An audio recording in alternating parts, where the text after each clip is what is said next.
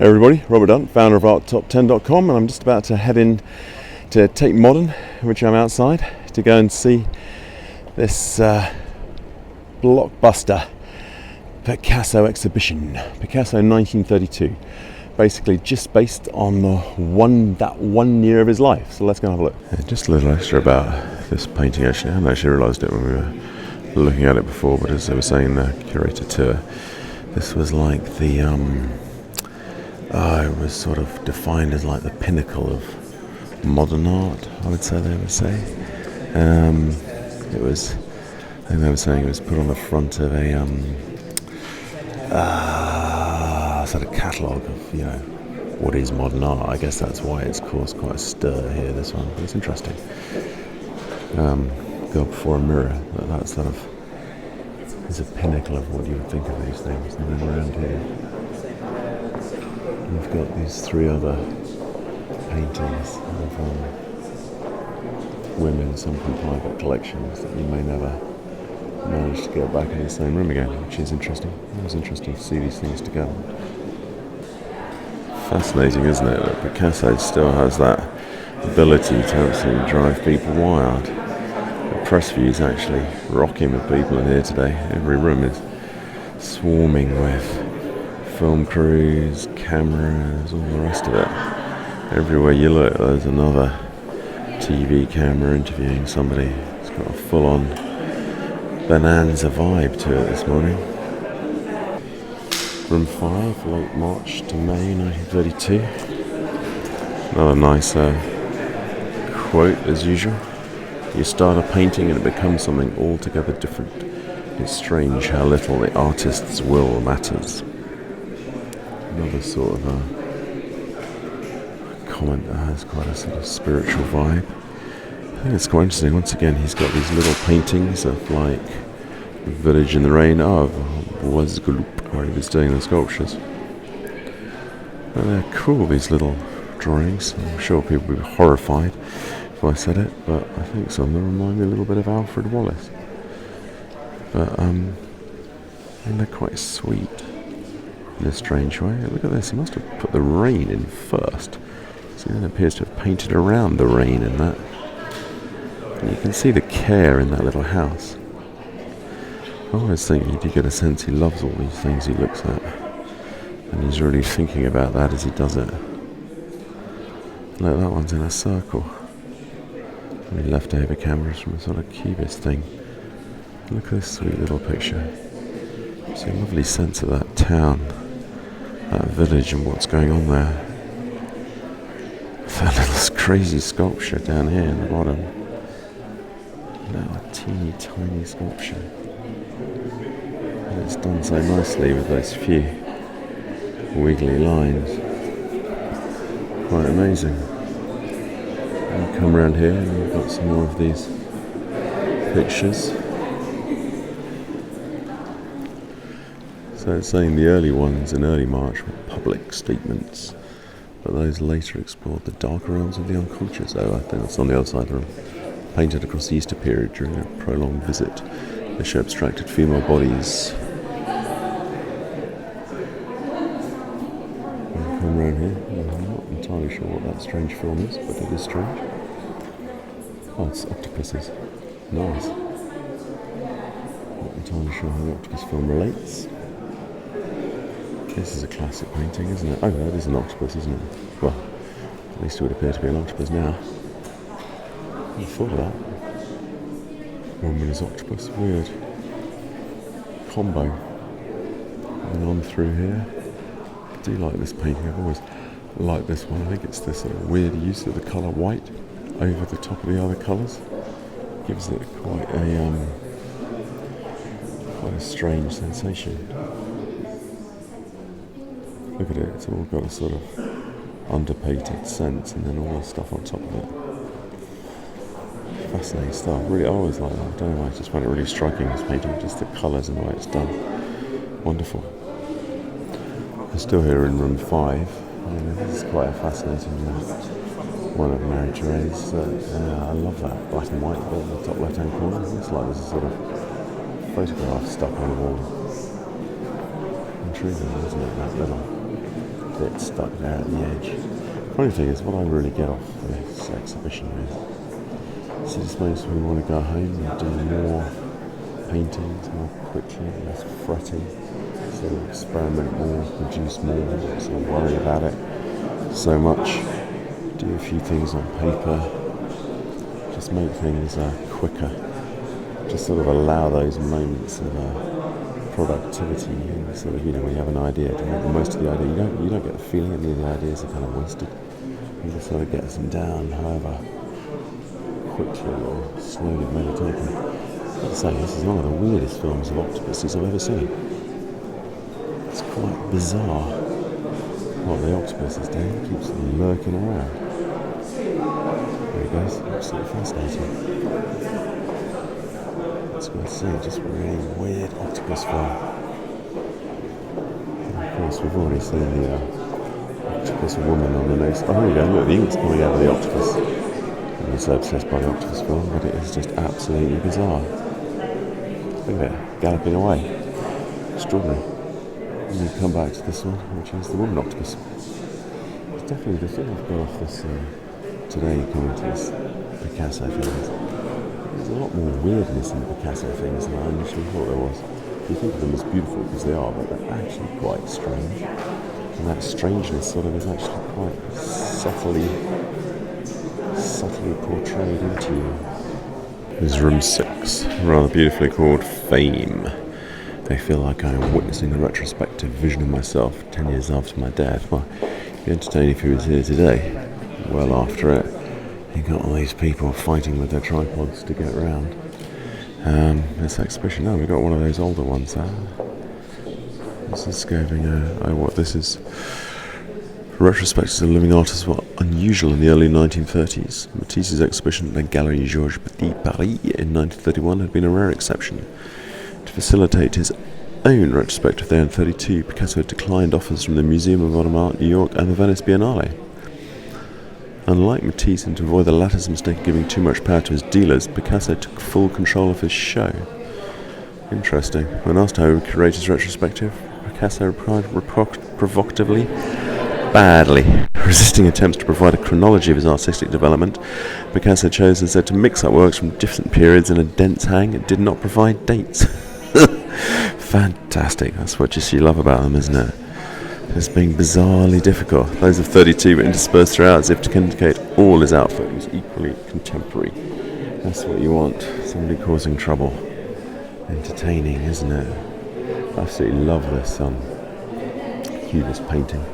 Did a copy of it myself years ago, but it's a beautiful picture. I used to have it on my desk when I was a journalist at the Surrey Advertiser. And the weird thing was, the longer it was there, the more you saw in it, and I suddenly realised that on the right-hand side of this picture, over here, you can see here, this arm there is reflected in the right-hand side, and then you suddenly realise that what's on the right-hand side of this is a mirror. It took days, that's why I'm slightly obsessed that you should live with works of art, not just glimpse a memory so often in the gallery, essentially, but obviously. So I think reproductions can be good. You can stay with a painting for ages, really look at it and think about it. Look at this crazy one. Man, the head on that is sort of like exploding and melting out of itself. Fascinating stuff. Look at it. A big yellow mirror lurking around. All these crazy things, and each one is... You can spend ages looking at each of these. This is obviously a classic one. A lovely one there, isn't it? With all that sort of madness going on from side to side. And at the top right hand corner bit, you got a little sort of face emerging from nowhere. Fun, entertaining, and obviously beautiful. You've got these nice things like you've got the texture of the paint changes in this top left hand corner bit, it's much darker. It's like surreal. If you put your finger in front of it here, it looks like the paint is totally small and it's bigger than me. The three dancers, that is, trying to work out where that came from, whether that is from actually here, I can't remember who the Tate, as it were. And then if we move around over here, it's quite a clever exhibition. It might have been 1932, but they've managed to, that weird and wacky sculpture, sorry, just drifted off halfway through. Oh look, it's so nice again. Look at it. It's taking everything else he's doing, like those still life flowers, putting it into a sculpture. Fascinating to think. I never really thought just how the sculptural pieces probably did inform more of the rest of it. As in, sorry, how he developed his painting style. Look, and then you got these classic pastels moving on to these lovely ones. This very, very sort of straightforwardly, beautifully painted pictures like this. Lovely one here where it's done perfectly and then it's all left alone at the edges with a bit of a scribble. Amazing, and I guess it's these kind of ones that why we always become so fascinated with what he did after that, even though he went more crazy, I suppose you could say, is a bad way of describing it. It still led to this sense of brilliance in what we see, and we know that within him is a very good draftsman. So here we are, July and August, room 7. Got another lovely quote as usual. Let's give you a little sense of the room while we go for it. When we love a woman, we don't start measuring her limbs. We love with our desires, although everything has been done to try and apply a canon, even to love. He always quite like these bits. He gets sort of a bit of a Buddhist vibe off Picasso. Strangely spiritual, sort of aesthetic. Another woman sleeping. Fascinating with all this obsession with the sleeping, reclining nude. I've always liked this one. This is a cracking little painting, isn't it?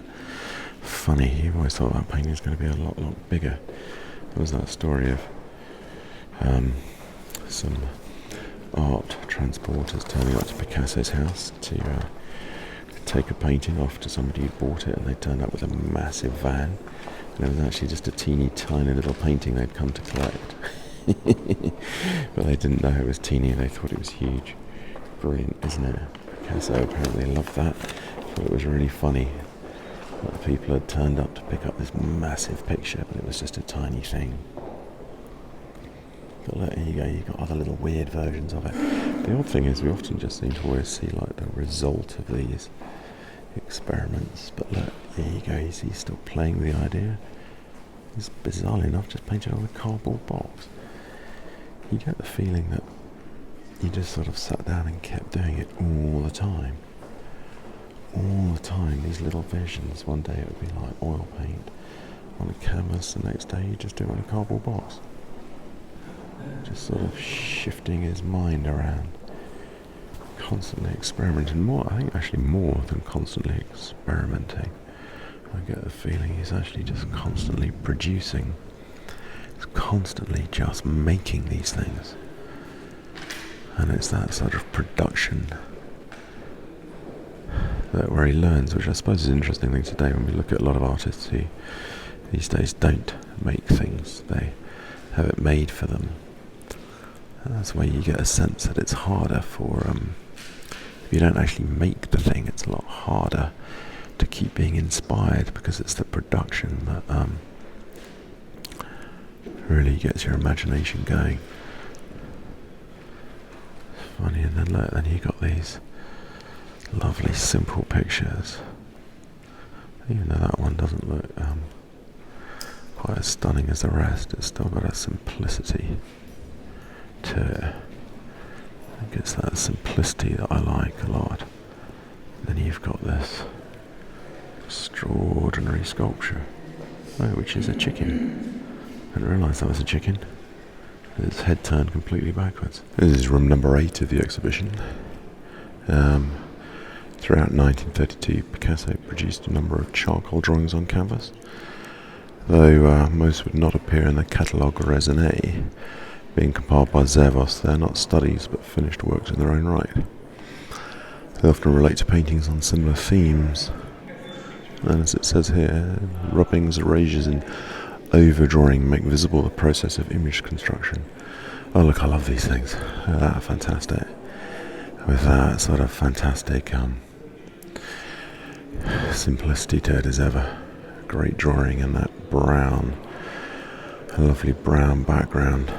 Probably mentioned this about 80 times already, but I'm obviously obsessed with colour as an artist myself, and I think Picasso's got an amazing ability at using colour, actually. Quite a sort of, it's very simplistic. It's always very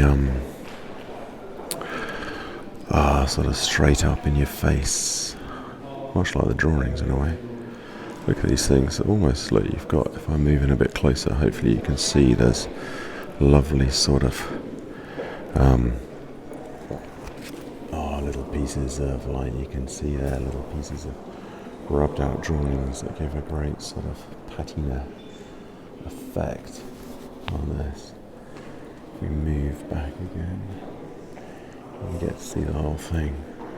It's actually got a sort of sense of space and volume to it, that picture itself, with that weird little head in the top left hand corner. Oh yeah, see, it's quite interesting. You move from something like that that's very I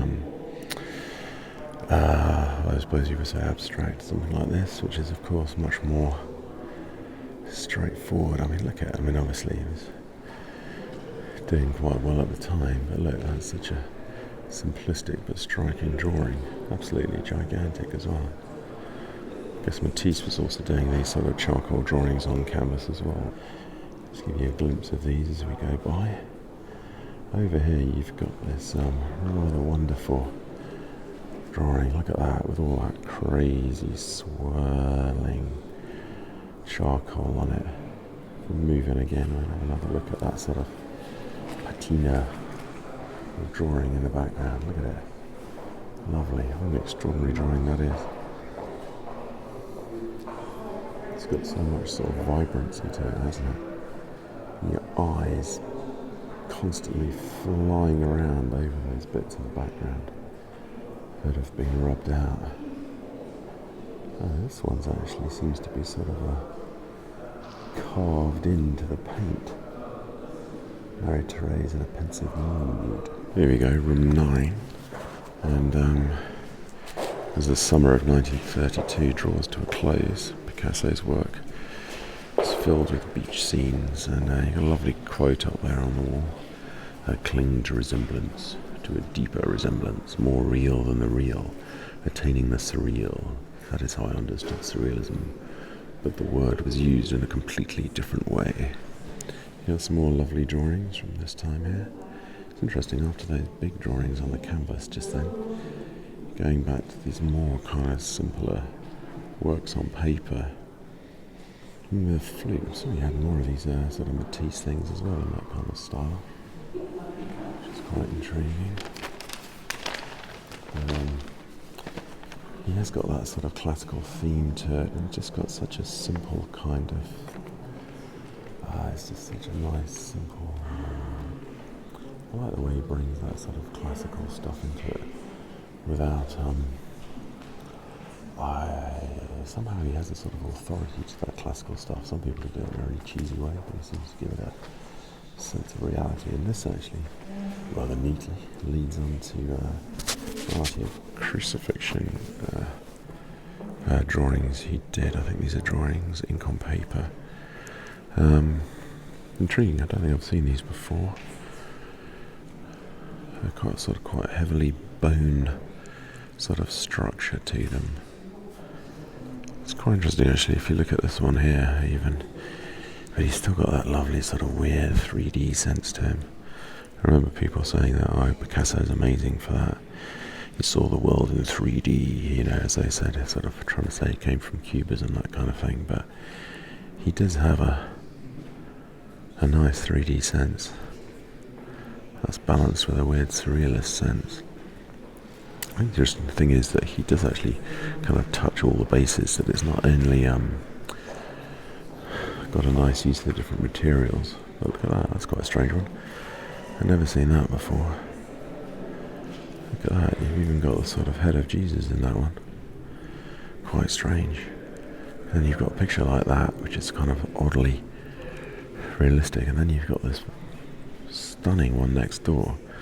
I mean, that's probably more to my taste, and taste is obviously not necessarily useful to appreciating art properly. But look at that. I mean, I just love that one. Look at those darker. Look at the depths of different tonalities. You've got these darker bits of tone here, then you've got these mid-tones, and then these lighter tones and the white bits and the scribble. But look at that, shifting between those tonalities. And actually I've just realised, looking at the image on the camera, that's a head, isn't it? Look at that, as you look at it, and suddenly it dissolves into being a head. Fantastic. And look at that, I like these ones with that really dark background. They're quite sort of mystical as they fly out at you. And this one as well, fantastic sort of 3D. It's amazing seeing them actually in the flesh and on the phone at the same time, because they really hold up on the phone. Here we go, another. And I just love these things. You just probably just knock these out each day. I'm just going to do another picture. They all have a beautiful sense of sort of style and balance to them. Really good stuff. Still in room 9 actually, and there's a really nice quote I hadn't noticed in here a minute ago. Do you know Matthias Grunewald's Crucifixion? I liked the picture and I tried to give an interpretation of it, but I'd hardly begun to draw it when it turned into something completely different. Really cool how it's changed into things. I remember doing a transcription project at City Girls London Art School when I was at art school one day. It was a fascinating project. Mine turned into a kind of baroque. Well, sort of. So here we are, room number 10, the last room of the exhibition. Bizarrely enough, it talks here how towards the end of the year, Picasso turned to a new and darker subject matter, the threat of drowning after Marie-Thérèse Walter, swimming in the sewage-contaminated River Marne, contracted a serious viral infection. Extraordinary story, I didn't know that. I was being told about Weil's disease if you go swimming in a river. Oh look, here we go, the rescue. Look at these, and I think as it said earlier, you know, the whole sense of his life being a diary. Funny these little pictures like that, that one doesn't do it for me as much as the others. I like them where they're more sort of striking, and whereas this one is wonderful. It's nice that even though you've got these big, bold sections of colour, there's still quite a lot of texture in the background. I like all that sort of texture of the paintwork scratched around. And look at that, the face, it's quite thickly painted. There's not too much worry. It's not trauma about how it's put on these days at art school. It's all worry about how you paint. He wasn't worried at all, just whacked it on. I mean, he was obviously doing it in a way he wanted you to be careful, but I mean, it's not traumatised. It makes painting look exciting. These days it can feel a bit, well, not doing the painting is boring, but there's so much trauma these days in producing paintings, so much worry about where and how you fit to the art world. Well, Picasso didn't seem to have that worry. Look at this fantastic little etching. All those sort of crazy people dragged out of the sea. And I like it, even though you've got the story, you've still got a very strong design element to it. You've still got the bodies being twisted. There's a huge amount of stuff in something so simple. You've got this quite interesting picture here, which I think is towards the end of this 1932 year. This one has more of a kind of late feel to it, if anything. Look at it once again, you've got all these lovely colours smashed on. Look at it, that violet at the bottom and that green beside it, and then there's a little bit of dark red in the bottom right hand corner down there. You got a little bit of dark red here and this violet. It's fantastic stuff. Extraordinary, it's so simple. And the interesting thing is all those drawings we saw a minute ago, like on the canvases with the charcoal, it sort of manages to feed into what he does. It all just keeps coming through.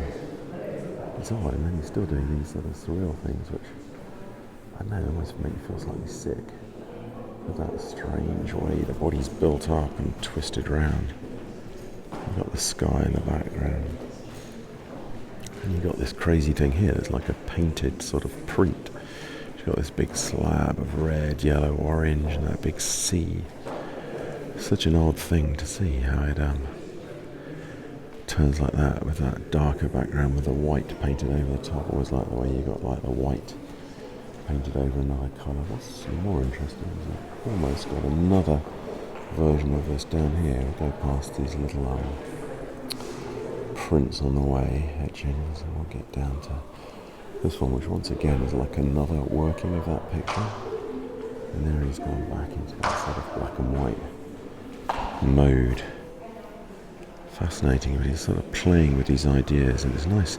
Plays with them visually, and it's weird. He almost like sets up the story and then plays with that story visually as well as narratively. It's odd actually how he drifts back and forth between the narrative and the other section of it. Fascinating, drifting between narrative and design. Not design even, but experimentation in how he produces the pictures. So just finished the Picasso exhibition, and it is a stunner. Really worth seeing. Lots of classic pictures that got together for the first time you haven't seen together. Really worth going. I think the things that struck me today were the strangeness of Picasso. Strangeness, much stranger all those pictures than I genuinely thought. Really quite bizarre. Sort of unnerving, like sort of weird temperature dream. I suppose is obviously there, even more so today. And I'm also slightly obsessed about him being colourist, but I think it was really nice to see the black and white and the colour. And the curator I just interviewed, really interesting how she said the black and white bits were sort of reflective parts. Even something like Guernica was a reflective part of his practice, where he was thinking about it. So fascinating exhibition, absolutely must see. Bizarrely enough, the first solo exhibition of Picasso and Tate Modern ever. Anyway, like and subscribe please, it helps the channel, and see you soon. Thank you very much. Bye.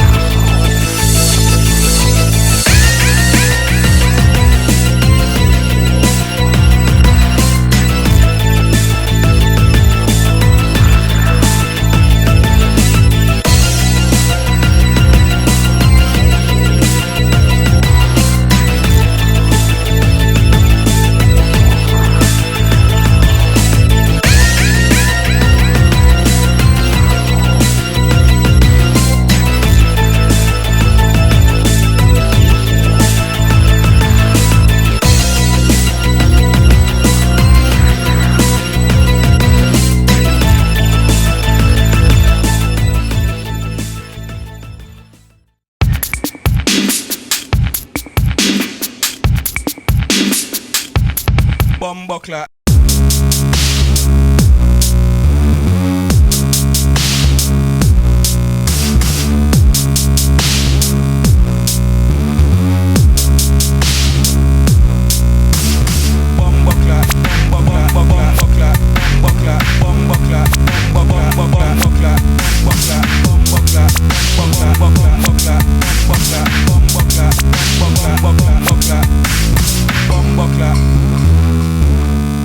What is this?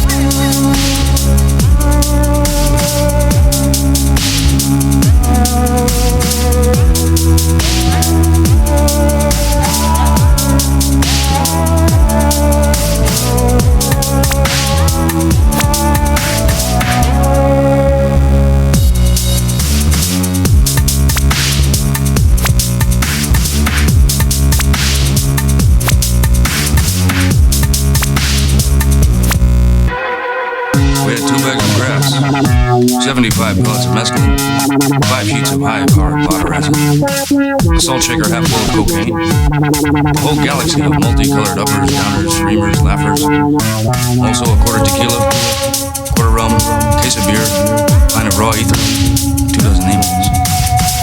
Not that we needed all that for the trip, but once you get locked into a serious drug collection, the tendency is to push it as far as you can.